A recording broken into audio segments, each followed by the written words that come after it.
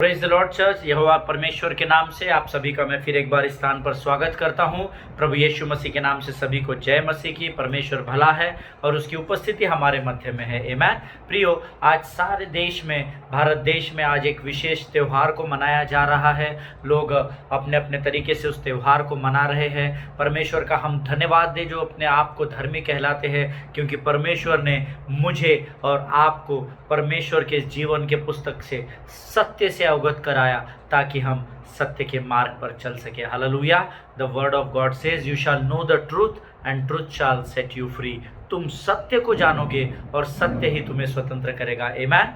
मैं आप सबों का फिर एक बार इस चैनल पर स्वागत करता हूं। आपने अपने समय को निकाला है इस वचन को सुनने के लिए, आपने अपने आप को समर्पित किया है। विश्वास कीजिए, परमेश्वर आपके जीवन में बड़ी आशीष को लेकर आ रहा है। आमीन। प्रियो, पिछले कुछ दिनों से 2 दिनों से हम लोग तकरीबन विक्ट्री ओवर बिटरनेस इस शीर्षक के ऊपर हम ध्यान दे रहे हैं। इसके बारे में हम सीख रहे हैं कि कैसे कड़वाहट के ऊपर अपने जीवन में विजय को प्राप्त करें। आमीन। और कुछ बातों को हमने वचनों के द्वारा पिछले दिनों में सीखा है। आज फिर प्रभु हमें और गहराई में लेकर जाने पर है। लेकिन आइए, इससे पहले कि हम आगे बढ़े, हम अपने आप को परमेश्वर को समर्पित करेंगे। सब मिलकर हम प्रार्थना करेंगे। आइए हम दुआ करें।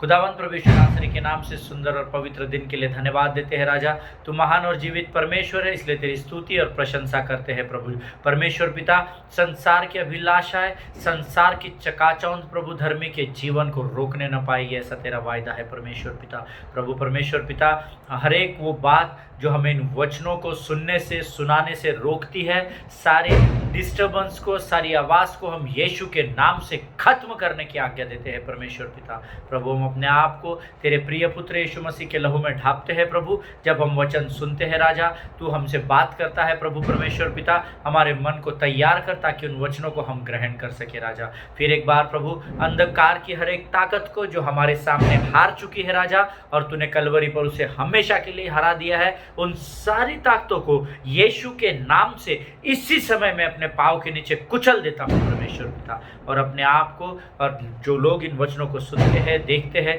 उन सबों को मैं तेरे चरणों में समर्पित करता हूँ। और इस विनती को धन्यवाद के साथ यीशु नासरी के नाम से मांगता हूँ, सुन और कबूल कर। आमीन।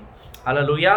प्रियो, पिछले दिनों कल हमने देखा था कि कड़वाहट के जड़ को, कड़वाहट के बीज को जब हम बोते हैं तो उसकी जड़ें जब गहराई में चली जाती है, और गहराई में जड़ें जाने के बाद जो पौधा और जो पेड़ बनकर आता है, वो सारा आपके जीवन में गलत बातों को ही लेकर आता है। हालेलुया। लेकिन प्रियो, मैंने आपको कल ये बात बताई थी कि आज आनंद की बात यह है कि आपको और मुझे कड़वाहट को लेकर जीवन को जीने की ज़रूरत है ही नहीं। आमीन। उसका कारण यह है, आपको परमेश्वर से ना पूछने की ज़रूरत है। हम अक्सर प्रभु से पूछते नहीं हैं, परमेश्वर को बताते हैं। पर ज़रूरी है कि हम परमेश्वर से पूछें कि उसकी इच्छा और योजना हमारे जीवन में क्या है। और मैं आपको वायदा करता हूँ, मैं इस बात की आपको गारंटी देता हूँ कि परमेश्वर की योजनाएं मेरे और आपके जीवन में हमेशा हमेशा हमेशा केवल भलाई की ही है। हालेलुया। प्रियो, हमको परमेश्वर को यह पूछने की ज़रूरत है कि प्रभु, तू मुझे बता कि मेरे जीवन में ऐसी कौन सी बात है जो आपको मुझे कड़वाहट में बने रहने के लिए मजबूर कर रही है। हालेलुया। और जब आप प्रभु से पूछेंगे, मैं आपको यीशु के नाम से गारंटी देता हूँ, प्रभु ज़रूर उन बातों का आपको स्मरण कराएगा। आमीन। मैंने आपको कल ये भी बताया था कि हो सकता है शायद आज आपके जीवन में कड़वाहट है, क्योंकि आपने कई वर्षों से किसी के बारे में अपने मन में, अपने हृदय में गलत बातों को रखा है और आप उसे क्षमा नहीं कर पा रहे हैं। आपने मुंह से तो शायद क्षमा बोल दिया होगा, क्योंकि आप धर्मी हैं, वचन आपको क्षमा करने के लिए सिखाता है। कई बार हम मुख से तो क्षमा बोल देते हैं, पर कहीं ना कहीं हमारे मन और हृदय में उस व्यक्ति के प्रति चिड़चिड़ाहट या कड़वाहट बनी रहती है। तो प्रियो, अगर आज आप उन व्यक्तियों में पाए जाते हैं, ऐसे लोगों में पाए जाते हैं, तो हो सकता है आज आपको ज़रूरत हो कि आपको किसी को क्षमा करना पड़े। हृदय और मन दोनों के साथ क्षमा कर दीजिए, ताकि आपका बोझ हल्का हो जाए, उस व्यक्ति का नहीं। आमीन। या हो सकता है शायद आपने कोई सपना देखा हो और जिसे पूरा करने के लिए आपने बहुत मेहनत, बहुत ताकत, बल का प्रयोग किया हो, लेकिन आपका वो सपना पूरा ना हुआ हो। इसीलिए हो सकता है शायद वो कड़वाहट को आपने अपने हृदय में रख लिया हो। आज आपको उससे डील करने की ज़रूरत है। कई बार हो सकता है कि आपने आपके बीते हुए जीवन में कोई गलती कर दी हो, और प्रभु का वचन तो स्वयं कहता है कि मैंने तेरे अपराधों को क्षमा कर दिया है। हालेलुया। हमने पिछले दिनों ये वचन सुना था, यशायाह की पुस्तक उसका 43 अध्याय उसका 25 वचन कहता है, मैं वही हूँ जो अपने नाम के निमित्त तुम्हारे अपराधों को मिटा देता हूँ और तुम्हारे पापों को फिर कभी स्मरण नहीं करूँगा। आमीन। जब प्रभु ही हमारे पापों को स्मरण नहीं कर रहा है तो आप और मैं क्यों कर रहे हैं। हालेलुया। शैतान हमें बरगलाता है पुरानी बातों को। हो सकता है एक आधी गलती आपने आपके जीवन में पुराने समयों में की हो, वो कड़वाहट आपके मन में बनी हो, तो आज आपको उससे बाहर निकलना बहुत ज़रूरी है। आमीन। Beloved, you need to be honest with God. आपको परमेश्वर के साथ बहुत ईमानदारी से रहना पड़ेगा। You pray to him that God help me to get out of this. आमीन। प्रभु, मुझे इन बातों से बाहर निकालने में तू मेरी सहायता और मदद कर। आमीन। प्रियो, जब आप ऐसा करेंगे परमेश्वर आपके जीवन में ज़रूर कार्य करेगा। हालेलुया। लोगों को क्षमा न करना ये एक बहुत बड़ी बात है जो हमारे जीवन में कड़वाहट को बना कर रखती है। अब आप पूछेंगे, लोगों को क्षमा करना है वापस उनके पास जाना? नहीं। लोगों को क्षमा करना, अगर आपके किसी के साथ कुछ बात पर विवाद हो जाता है। पिछले दिनों मेरे पास एक सिस्टर थी और जब वो मेरे पास प्रार्थना की विनती लेकर आई तो मैं उनसे कुछ विषय में उनसे और उनके परिवार वालों से बात कर रहा था और उनका डिवोर्स हो चुका था और मैंने उनसे कहा कि क्या आपने अपने पति को क्षमा कर दिया? उन्होंने कहा हाँ मैंने तो क्षमा कर दिया है। मुझे तो वो आदमी एक मन अपने सामने नहीं भाता बाबा, मेरे तो सामने आएगा तो मैं तो उसको ये बोल दूंगी वो बोल दूंगी। तो मैंने कहा सिस्टर, आप कह रहे हैं आपने क्षमा भी कर दिया और फिर आप उसके विरोध में भी बातें कर रहे हैं, तो आपने किस प्रकार से उसको क्षमा किया? फिर मैंने उनको वचन के द्वारा कुछ बातों को बताया। उनके ब्रदर थे, उनकी मदर थी, उनके फादर थे, उन सबों को मैंने गॉस्पल प्रीच किया, जबकि वे धर्मी लोग हैं, कई पुश्तों से चर्च जाते हैं, उनकी कई पीढ़ियाँ कलीसिया में लगातार बनी हुई है और लीडरशिप में है कलीसिया के। पर कई बार ऐसा होता है जब हमारे ऊपर बीतती है तो हम वचन ही भूल जाते हैं, अर्थात हम परमेश्वर को ही भूल जाते हैं। जब मैंने उनको उन बातों को स्मरण कराया तो उनके भाई ने मुझसे पूछा, क्या इसका अर्थ ये है कि हम वापस इनका पैचअप करा दें? उसने मेरी बहन को इतना तकलीफ दिया। मैंने बोला नहीं, क्षमा करने का अर्थ वो नहीं है कि आप वापस पैचअप कर ले, आप वापस उस व्यक्ति को स्वीकार ले, परंतु क्षमा जब तक आपकी सिस्टर उनको नहीं करेगी तब तक ये बोझ में बनी रहेगी। वो व्यक्ति तो अपने जीवन में आनंदित है। इसलिए ज़रूरी है प्रियो कि हमको हृदय और मन से उस व्यक्ति को क्षमा करना है। जब हम क्षमा किसी को करते हैं ना तो हम बोझ से दूर हो जाते हैं, हम हल्के हो जाते हैं। आमीन। या क्षमा करने का अर्थ मैंने उनको ये नहीं बोला दोनों जाके वापस से शादी कर लो और वापस पैचअप कर लो। Let him live his life and you live your life according to the word of God. मैंने उनसे कहा कि उसको उसका जीवन जीने दो, आप आपका जीवन प्रभु के भय में जीना आरंभ करो। आमीन। लेकिन उसे हृदय से क्षमा करो। अगर वो व्यक्ति सामने से चला जाता है और आपके मन में उसको देखकर ईर्ष्या होती है या चिड़चिड़ाहट होती है, चिड़चिड़ापन होता है, तो इसका अर्थ है आपने उसको क्षमा ही नहीं किया है। आमीन। जिनके कान हो वो सुन ले कि परमेश्वर की आत्मा क्या कहना चाह रही है। हालेलुया। प्रियो, मैं एक वचन पर अध्ययन कर रहा था इस विषय को लेकर, तो मैंने एक पासबान से एक उदाहरण सुना और मुझे बहुत अच्छा लगा। तो मुझे ऐसा लगा कि मैंने इस उदाहरण के द्वारा भी आपसे बात करनी चाहिए। बहुत सालों पहले अफ्रीका के एक छोटे से गांव में अचानक से लोग बीमार पड़ने लगे। जैसे इन दिनों सारे संसार में कोविड आ गया, सिंपल सा बुखार आ रहा है, खांसी आ रही है, कॉफ हो रहा है, सर्दी हो रही है और लोग मर जा रहे हैं। बड़ा विचित्र प्रकार की बीमारी है ना ये, जो इन दिनों संसार में चल रही है। इस ऐसे ही प्रकार की एक बीमारी साउथ अफ्रीका के एक छोटे से रीजन में, छोटे से कस्बे में बहुत सालों पहले फैलने लगी। लोग अचानक बीमार पड़ने लगे, तेज़ बुखार होने लगा और लोग मर रहे थे, संख्या कम हो रही थी। फिर ये बात वहाँ से किसी ने दूर बड़े शहर में पहुँचाई। वहाँ से डॉक्टरों की एक 15 लोगों की टीम का गठन किया गया, जिनको ये बात के लिए भेजा गया कि आप जाकर उस गांव में ट्रीटमेंट करो और इस बीमारी का पता लगाओ। 15 लोगों की डॉक्टर की टीम जब साउथ अफ्रीका के उस छोटे से कस्बे में गई, काफ़ी लोगों का उन्होंने इलाज किया, पर उनके हाथ से भी वो इलाज निकलता चला जा रहा था। लोगों की संख्या जो है वो मौत का आंकड़ा बढ़ता चला जा रहा था। डॉक्टरों के जाने के बाद सारी सुविधाएं वो वहाँ पर लोगों को दे रहे थे, उसके बाद भी लोग मरते चले जा रहे थे। डॉक्टरों की टीम बड़ी हताश हुई और उन्होंने फिर एक बार अपनी सरकार को फ़ोन पर बताया कि यहाँ पर परिस्थिति हालात बहुत ख़राब हो चुके हैं, तो हमसे ये नहीं संभल पा रहा है। फिर वहाँ की गवर्नमेंट ने एक साइंटिस्ट की टीम का फॉर्मेशन किया और साइंटिस्ट की 10 लोगों की टीम भेजी और उन्हें कहा गया, हिदायत दी गई, इंस्ट्रक्शंस दिए गए कि आप जाकर उन डॉक्टरों के साथ मिलकर इस बीमारी की जड़ का पता लगाओ। जब वो साइंटिस्ट की टीम आई और उन्होंने देखा, बहुत सारी चीज़ों का उन्होंने नमूने लिए, जांच की, लेकिन सब कुछ नॉर्मल हो रहा था। लोगों के अंदर से सैंपल्स लिए गए पर कुछ पता ही नहीं चल रहा था। फिर एक साइंटिस्ट ने कहा कि हम इस शहर के पानी को टेस्ट करते हैं, और फिर वो नहर जहाँ से इस शहर को पानी का सप्लाई होता था वहाँ पर ये लोग गए और उसमें से भी उन्होंने वो सैंपल्स लिए पानी के, उसे भी टेस्ट किया गया। तब उसमें पता चला कि इसमें थोड़ी बहुत पानी में खराबी है, लेकिन साइंटिस्ट ये कंक्लूजन पर पहुँचे, इस अनुमान पर पहुँचे कि इतना सा पानी का टेस्ट खराब होने से मौत नहीं हो सकती है। तो वो भी बड़े अचंभित हो गए कि then what is the reason. फिर उनमें से एक साइंटिस्ट ने ये एडवाइस किया कि क्यों ना हम गोताखोरों को बुलाएं और जहाँ से गोताखोर इन द सेंस जो पानी के अंदर गहराई में जाते हैं और उसके ऊपर वो लोग उसका अध्ययन करते हैं ना, समुद्र के अंदर, पानी के अंदर जाकर उसका अध्ययन करते हैं, उन गोताखोरों को, एक्सपर्ट्स को बुलाया गया और फिर उनसे कहा गया कि आप जहाँ से ये पानी आता है इस गांव में, उस स्थान पर जाकर चेक करो कि वहाँ क्या वहाँ से पानी का टेस्ट या पानी की क्वालिटी क्या आती है।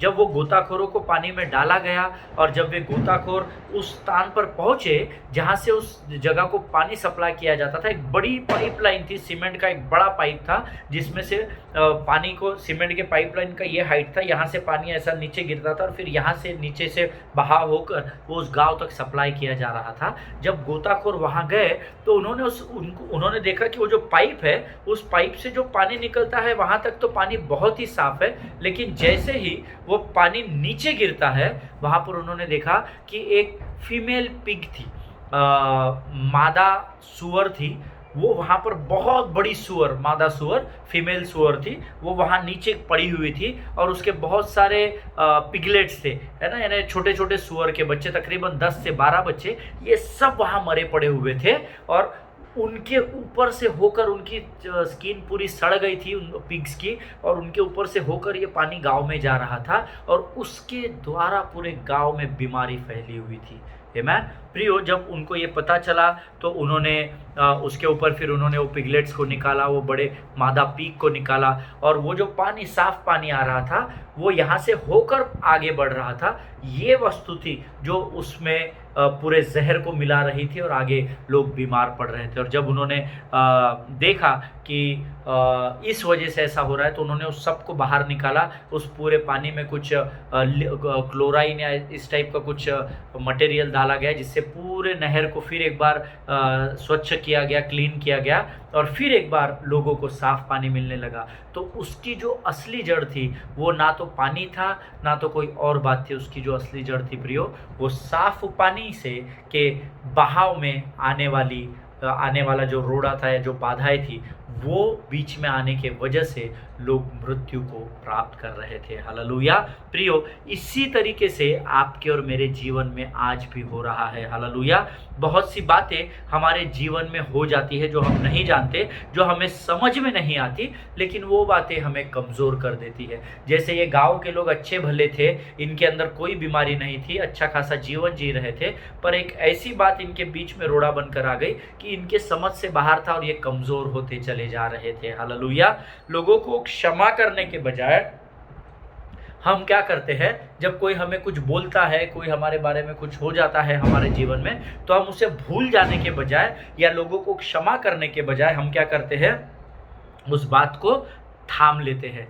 ठीक उसी तरह जैसे साफ चलने वाले पानी के बहाव में वे पिगलेट्स और वो बड़ा जो सुअर थी वो उसमें अटक गई थी। हालेलुया, हमारे जीवन में क्षमा न करने की वजह से ऐसी बहुत सारे रोड़े आ जाते हैं जो हमारे जीवन को आगे कमज़ोर और गंदा कर देते हैं। हालेलुया, जिनके कान हो वो सुन ले कि प्रभु का आत्मा क्या कहना चाहता है। और जब आप कड़वाहट के साथ जीवन जीते हैं तो आपको ऐसा लगता है कि शायद परमेश्वर ही ऐसा चाहता है। आमेन, कितना सरल है कि हम जीवन में गलती करें, हमारे जीवन में कमी घटी रहे और हम सारी तकलीफ परमेश्वर पर थोप दे, है ना। आप ऐसा नहीं करते होंगे, ऐसा मेरा विश्वास है, पर मैं ऐसा पहले किया करता था। प्रभु का धन्यवाद हो, प्रभु की वचन के द्वारा, प्रभु की आत्मा के द्वारा प्रभु ने मुझे सत्य से अवगत करा, जिससे मैं बंधुआई से आज़ाद हो गया। हालेलुया। प्रियो, it is not like that. अगर आप ये सोच रहे हैं कि शायद परमेश्वर की ही आपके जीवन में यह इच्छा है, but no, the word of God says God has made you in his own image. Hallelujah. परमेश्वर ने तो आपको और मुझे उसके स्वयं के स्वरूप में तैयार किया है, आमीन। और परमेश्वर के स्वभाव में और उसके स्वरूप में कड़वाहट को कोई स्थान नहीं है। हालेलुया। क्षमा न करने को कोई स्थान नहीं है, आमीन। सो अगर प्रभु ने आपको उसके स्वरूप में बनाया है तो उसको आपको उसके जैसा जीवन जीना सीखना पड़ेगा। हालेलुया। अगर आपको कोई learn to forgive people quickly, always remember, है ना, लोगों को तुरंत क्षमा करना सीखिए, ज़्यादा टेंशन नहीं पालने का। हाँ, वचन कहता है क्रोध तो करो परंतु पाप मत करो। हालेलुया। क्रोध तो आएगा, सबको आएगा। यीशु मसीह ने भी मंदिर में जब उसने देखा लोगों को व्यापार करते हुए, वचन बताता है कि आराधनालय में जो लोग व्यापार कर रहे थे, उसने डंडा हाथ में उठाया और वहाँ से लोगों को खदेड़ दिया, उनके भेड़ बकरियों को और लोगों के साथ उस मंदिर को साफ कर दिया। हालेलुया। प्रिय, वचन कहता है क्रोध तो करो परंतु सूर्य अस्त होने से पहले उस क्रोध को भूल जाओ, क्योंकि अगर रात तक, आपके सोने तक अगर वो क्रोध को आप आपके जीवन में पाल लोगे तो रात होने तक वो पाप में परिवर्तित हो जाता है। हालेलुया। आप वचन जानते हैं, इसीलिए हम इस वचन की गहराई में नहीं जाएंगे। अगर आपको कोई चोट पहुंचाता है तो उसे माफ करना सीखिए। डोंट अलाउ हिम और her to hurt you again. उस व्यक्ति को दोबारा मौका ही मत दो कि वो आपको चोट पहुंचा सके, आपको दुखी कर सके। हालेलुया। प्रियो, nobody can stop your destiny unless you allow them to do so, आमीन। कोई भी आपको आपके लक्ष्य तक पहुंचने से रोक नहीं सकता तब तक जब तक आप स्वयं उस भाई को या उस बहन को यहाँ सम्मति न दें। हालेलुया। अगर आपने ठान लिया कि आपको लक्ष्य तक पहुंचना है तो विश्वास कीजिए, शैतान की और संसार की कोई भी ताकत आपको आपके लक्ष्य तक पहुंचने से रोक नहीं पाएगी। हालेलुया। हमेशा याद रखिए कि आप उस व्यक्ति को जिसने आपने कभी गलती से चोट पहुंचा दी होगी, जाने में अनजाने में, आप स्वयं की शांति के लिए उसे माफ कर दीजिए, ना कि उसके लिए। हालेलुया। अगर मैंने किसी बात के द्वारा अगर आपको चोट पहुंचाई है तो मैं आपको माफ कर दूं ताकि मैं हल्का हो जाऊं। लेकिन उससे बढ़कर ये बात है, अगर किसी व्यक्ति ने आपको चोट पहुंचाई है, अगर किसी भाई ने, बहन ने आपको कुछ गलत बोल दिया, आपके कलीग्स ने आपको कुछ गलत बोल दिया, आपके बारे में नुक्ताचीनी कर दी, बुरी बातें बोल दी, अगर उसने आपको चोट पहुंचाई है तो ज़्यादा जल्दी उसको क्षमा कर दीजिए। हालेलुया। ताकि आप उस बोझ को, उस कड़वाहट को अपने जीवन में लेकर आगे ना बढ़े। क्योंकि मैंने आपको बताया, कड़वाहट का इतना सा बीज, आपके विरुद्ध बोली गई इतनी भी बात अगर होगी, उसको अगर आप रख लेंगे तो वो बीज जड़ बन जाएगा, जमीन के गहराई में फैलता, आपके हृदय और मन की गहराई में फैलता चला जाएगा और इतनी मजबूत जड़ें पकड़ लेगा कि वहाँ से निकलने वाला जो पेड़ रहेगा वो ऊंट कटारों और कांटों को ही उगाने का काम करेगा। हालेलुया। और वो आपके जीवन में तकलीफदायक होगा। आमीन। आपके कंपाउंड में लगा हुआ अगर कोई पौधा है, कोई पेड़ है, कोई आम का पेड़ लगा है और उसके आम ऊपर लगे हुए हैं, तो सबसे पहला अधिकार आपका है कि आप उस आम को तोड़े और उस पर अधिकार जताएं। मैं क्यों? क्योंकि वो आपके जुरिसडिक्शन में, आपके दायरे में लगा हुआ है। आमीन। उसी प्रकार से अगर आप कड़वाहट के बीज को पाल लेते हो या उसको बो देते हो हृदय या मन में, जब उसके फल आएंगे तो उसके भी उत्तराधिकारी आप खुद ही होंगे। आमीन। इसीलिए लोगों को तुरंत क्षमा करना सीखिए। आमीन। क्षमा कीजिए और भूल जाइए। Forgive and forget immediately. आमीन। उसे वापस हवा मत दीजिए, नहीं तो वो छोटी सी चिंगारी आपके जीवन के संपूर्ण जंगल को जला देगी। हालेलुया। जिनके कान हो वो सुन ले। Forgive such people for your sake and not for their sake. Amen. अपने खुशी के लिए, अपनी शांति, अपनी आनंद के लिए लोगों को क्षमा करना सीखिए प्रियो. Amen. Always remember what is in your future is much greater than anything you have lost in your past. Amen. आपके आने वाले भविष्य की जो बातें हैं वो उससे कई अधिक बढ़कर है जो आपके जीवन में बीते समय में हो चुका है. हालेलुया. इसीलिए मैंने आपको कल एक वचन बताया था, पुरानी बातें बीत गई है, देखो सब कुछ नया हो चुका है. हालेलुया. प्रियो, आपका भविष्य आपके भूतकाल से, आपका फ्यूचर आपके पास से बहुत अधिक सुनहरा है. हालेलुया. विश्वास कीजिए, क्योंकि परमेश्वर जो है वो कल का भी परमेश्वर था और वो आने वाले कल का भी वही परमेश्वर है. हालेलुया. और उसकी योजनाएं धर्मी के जीवन में हमेशा अच्छाई और भलाई की ही है. हालेलुया. वो ऑप्शन देकर काम नहीं करता है, उसका जो भी काम होता है वो हमेशा आशीष को ही लेकर आता है. जिनके कान हो वो सुन ले. आमीन. Don't let the dead pig to keep you away from your destiny. उस मरे हुए सुअर ने, जिसने एक अच्छे चलने वाले पानी के बहाव को गंदा कर दिया और कई लोगों को मृत्यु के द्वार तक वो लेकर गया, आप अपने जीवन को उस डेड पिग के जैसा कभी भी अलाउ मत कीजिए कि कोई भी बात आपके जीवन में रोड़ा बनकर आए जिससे आपका आगे का जीवन इस साफ पानी से टकराने के बाद गंदा होता चला जाए. हालेलुया.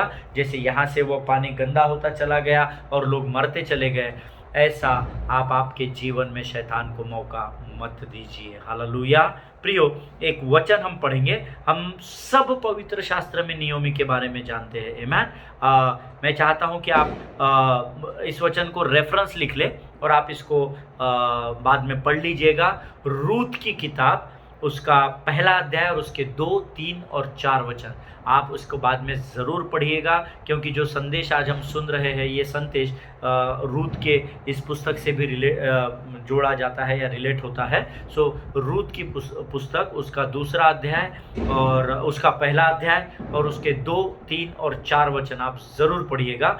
प्रियो, आप ये वचन जब पढ़ेंगे तो ये वचन आपको नियोमी के बारे में बताते हैं ना. रूथ तो बाद में है, उसके पहले कौन थी? नियोमी थी. नियोमी के विषय में बताते हैं कि नियोमी का जीवन कितना खुशहाल था. वो जब बेतलेहम में थी वो बड़ी आनंदित थी, बड़ी समृद्ध थी, क्योंकि उसका पति था, उसके 2 बेटे थे और ये पूरा परिवार बड़ा धन संपन्न था और बड़े अच्छे से वे अपने जीवन को बिता रहे थे. लेकिन कुछ समय के बाद वचन नियोमी के बारे में बताता है कि उसके पति की मृत्यु हो गई और वो विधवा हो गई. उसके कुछ समय के बाद उसके बेटों की भी मृत्यु हो गई, ऐसा हमको पवित्र शास्त्र बताता है. आमीन. और ये सब हम जानते हैं. प्रियो, कई बार जीवन ऐसा मोड़ ले लेता है कि उस जीवन के प्रति हमें कड़वाहट होने लगती है. आमीन. जैसे इस समय में, इस अध्याय में नियोमी को शायद होने लगी होगी. जब मैं इस वचन पर अध्ययन कर रहा था तो बहुत सारी बातों को प्रभु ने मुझे बताया जो मैं आपके साथ बांटना चाहता हूँ. प्रियो, कई बार हमारा जीवन सरल चलता होता है,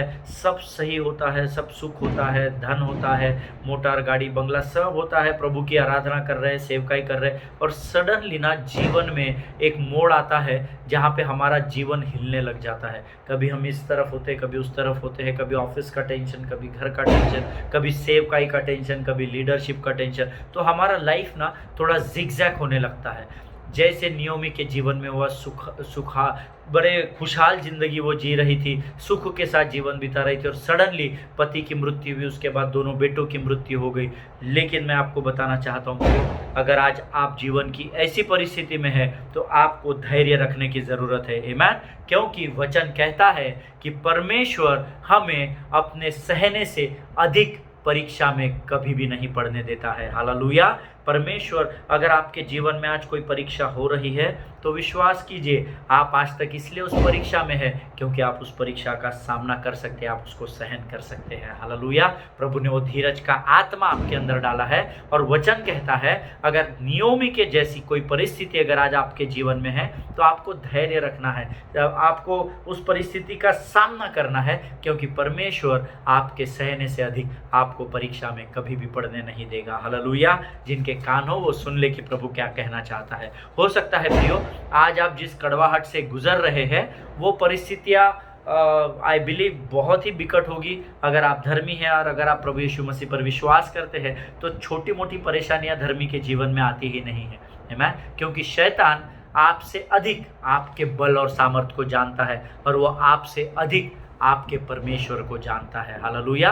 तो छोटी मोटी बिकट परिस्थिति, तो छोटी मोटी परिस्थिति को पहली बात तो बिकट कह ही नहीं सकते मैं। सो छोटी मोटी परिस्थिति धर्मी के जीवन में नहीं आती है, धर्मी की परीक्षाएं बड़ी बड़ी होती है मैं।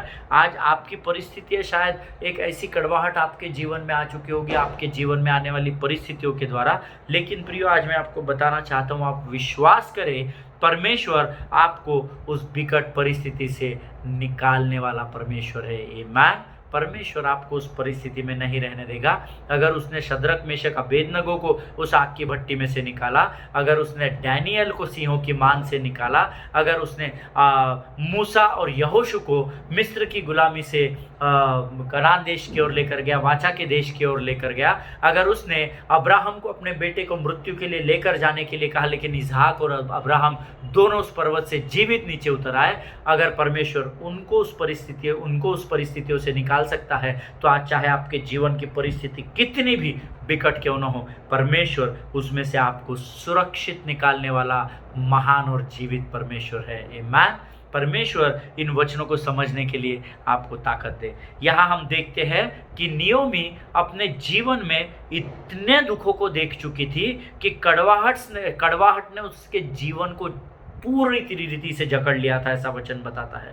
आमीन। उसने इतने दुख देखे थे, अच्छा खासा जीवन था, जब बेथलेहम से बाहर निकले तो सब खत्म हो गया, ऐसा वचन बताता है। जो था वो भी खत्म हो गया, ऐसा वचन बताता है प्रियो। तो उसके ऊपर क्या हो गया ना, वो सारी बातों ने उसको जकड़ लिया, उसके अंदर एक विशेष कड़वाहट पैदा हो गई थी। जिस कड़वाहट ने उसे जकड़ लिया था, वो कड़वाहट से इतनी अधिक जकड़ी हुई थी कि वचन तो बताता है कि उसने अपना नाम नियोमी से बदलकर मारा रख लिया। हालेलुया। जो लोग नोट्स लिख रहे हैं वो लिख सकते हैं, नियोमी के जीवन में इतनी कड़वाहट हो चुकी थी प्रभु के प्रति, खुद के जीवन के प्रति, परिवार के प्रति, कि उसने नियोमी से अपना नाम बदलकर मारा रख लिया था। हालेलुया। जो लोग नोट्स लिख रहे हैं वो लिख सकते हैं, नियोमी का अर्थ होता है माय जॉय, मेरा आनंद, है ना। नियोमी का अर्थ है मेरा आनंद, और मारा का अर्थ MARA, मारा का अर्थ होता है बिटरनेस या बिटर, कड़वाहट, है ना। उसको कड़वाहट ने इतना जकड़ लिया कि उस नियोमी ने, जो लगातार परमेश्वर की सेवा में उसका परिवार बना था, उस नियोमी ने आनंद से अपना नाम बदलकर स्वयं ही कड़वाहट रख लिया। हालेलुया। कड़वाहट एक बहुत ही भयंकर आत्मा है जो हमारे जाने अनजाने में हमको जकड़ती चली जा रही है। हालेलुया। नियोमी जैसी स्त्री, जिसके बारे में पवित्र शास्त्र स्वयं गवाही देता है, वो कहती है कि उसके अंदर इतनी कड़वाहट हुई कि उसने अपना नाम आनंद से बदलकर स्वयं ही कड़वाहट रख लिया। आमीन। प्रियो, जब लोग उसे, शायद मैं ऐसा अध्ययन करते समय सोच रहा था कि शायद लोग उसे पुकारते होंगे, नियोमी कह के पुकारते होंगे, तो वो नियोमी कह के जब उसको पुकारते थे तो वो कहती थी, नहीं नहीं, अब मेरा नाम नियोमी नहीं रहा, मुझे नियोमी नाम से मत पुकारो, मैंने अपना नाम मारा रख लिया है, क्योंकि मेरे अंदर अब पूरी रीति से कड़वाहट भर चुकी है। हालेलुया। प्रियो, क्या आज आप ऐसे जीवन में किसी परिस्थिति का सामना कर रहे हैं क्या? ये प्रश्न आज मैं आपके लिए छोड़कर जा रहा हूँ। हालेलुया। परमेश्वर के सामने बैठिए, प्रार्थना कीजिए। अगर आंसू निकल रहे हैं तो निकलने दीजिए, लेकिन मैं चाहता हूँ उन आंसुओं के साथ वो कड़वाहट भी आप बाहर निकालें। हालेलुया। प्रियो, आज हम अपने अध्ययन को यहीं समाप्त करेंगे। कल फिर एक बार नए वचन के साथ इसी विषय को लेकर हम आगे बढ़ेंगे। तब तक स्वस्थ बने रहिए, सुरक्षित बने रहिए, एक दूसरे के लिए लगातार प्रार्थना करें, अपने पासबानों के लिए, उनके परिवारों को जरूर प्रार्थना में याद रखिए। आमीन। हालेलुया। जैसे मैंने आपको शुरुआत में बताया कि आज सारे संसार में, सारे देश में एक पर्व मनाया जा रहा है, लेकिन प्रभु का धन्यवाद हो, हमारे फसह का नाम ही यीशु मसीह है। हालेलुया। हमारे पर्व का, हमारे आनंद को मनाने का कारण केवल यीशु मसीह है। हालेलुया। परमेश्वर आप सबों को आशीष दे। स्वस्थ बने रहिए, सुरक्षित बने रहिए। All the best, all glory to God.